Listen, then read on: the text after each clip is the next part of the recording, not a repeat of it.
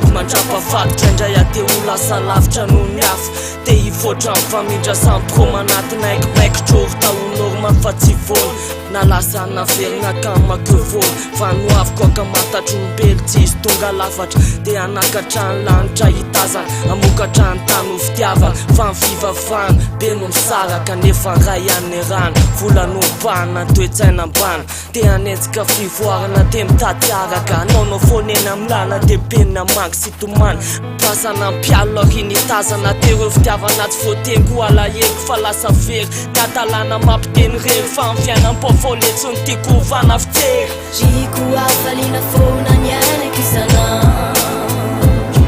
Motsiky no mameno ny tontolo ny andro Fiezaka ho ikarokazy rehetra mety ho tsara Fiainam-baovao no tsinjoko hatrany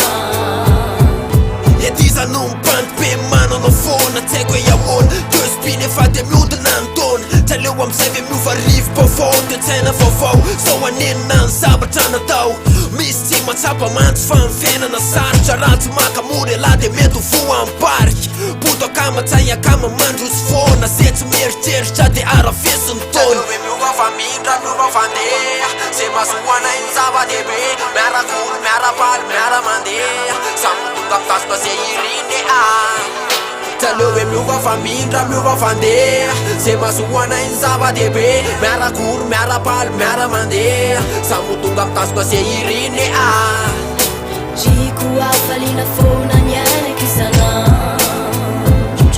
Motsiky no mameno ny tontolo ny andro Fiezaka ho ikarokazy rehetra mety ho tsara Fiainam-baovao no tsinjoko hatrany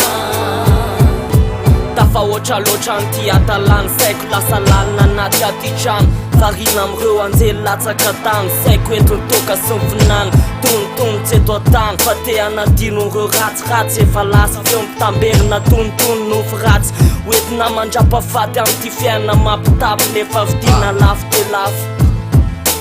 Fiainan'olombelona mbola akamatatre Traka vonina lofa tsy manaiko latsake Raha be hazany lasa mazava Zakoza mbola mitady lalako mbane Fiainan'olombelona mbola akamatatre Traka vonina lofa tsy manaiko latsake Raha be hazany lasa mazava Zakoza mbola mitady lalako mbane Jiko afaliana fona ny ainaky isanandro Motsiky no mameno ny tontolo ny andro Fiezaka ho ikarokazy rehetra mety ho tsara Fiainam-baovao no tsinjoko hatrany